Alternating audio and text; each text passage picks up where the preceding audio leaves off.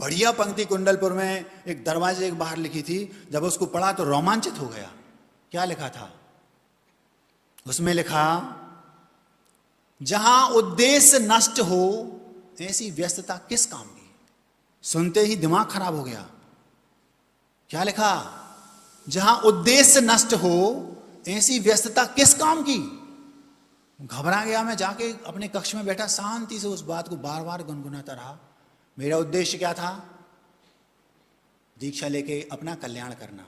और भीड़ ने मेरे उद्देश्य को नष्ट कर दिया। महाराज बहुत भीड़ लगती है महाराज के पास। रमण सागर जी के 24 घंटे आगे पीछे लोग घूमते हैं और महाराज अपना उद्देश्य भूल गए। इससे अच्छा तो महाराज घर बसा लेते, एक घर तो चलता कम से कम। समझ में आ रही बात? कड़वी है लेकिन सत्य है। इसके मैं अपने लेवल से आप सबको सचेत करना चाहता हूं। आप जिस भूमिका में हैं उस भूमिका में आपका जो उद्देश्य था यदि वो नष्ट हो गया तो आप केवल दिखाने के लिए हैं बस, और आपके पास वो चीज नहीं है जो होनी चाहिए। तो हम 24 घंटे ये विचार करें, हम जिस भूमिका में हैं, हमारा जो उद्देश्य था, जिस उद्देश्य को लेकर हम आए थे, क्या वो उद्देश्य हमारा आज बरकरार है? यदि नहीं है तो केवल दिखाने के लिए है महाराज आप। बात बहुत कड़वी है, बार बार इसलिए कह रहा हूं क्योंकि स्वयं के लिए सुना रहा हूं।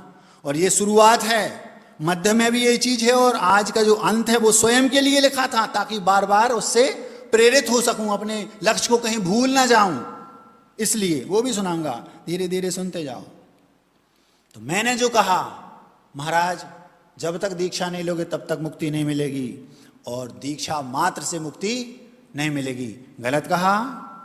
नहीं कहा, सही कहा। अब जो विद्वानों वाली बात दूसरी कही थी बीच में कि रत्नत्रय जब तक आप धारण नहीं करोगे तब तक मुक्ति नहीं मिलेगी, और केवल रत्नत्रय मात्र से जब तक रत्नत्रय भी है तब तक मुक्ति नहीं मिलेगी, उसको एक पंक्ति में कह देता हूं, फिर अपनी बात आपके सामने रखूंगा। वो क्या है? रत्नत्रय का मतलब आप सब समझते हैं, दिगंबरत्व, सम्यक दर्शन, सम्यक ज्ञान, सम्यक चारित्र। यदि ये आपके पास नहीं है तो अभी अभी गाथा सुनाई, तीर्थंकर भी क्यों ना हो, इस बेस को तो धारण करना पड़ेगा, इसमें कोई बुराई नहीं। दूसरी जो पंक्ति है, रत्नत्रय जब तक शेष है तब तक मुक्ति नहीं मिलेगी, उसका कारण मतलब यह है कि जब मुनिराज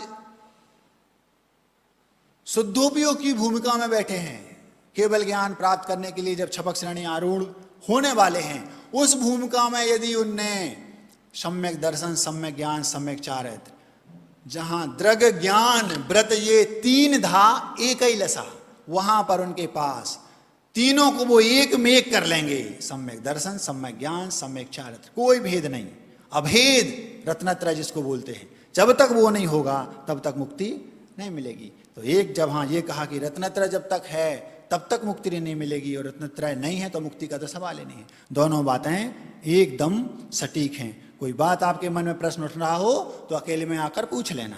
ये बात मैं किसी दूसरे से नहीं कह रहा हूं, केवल स्वयं को समझाने के लिए कह रहा हूं।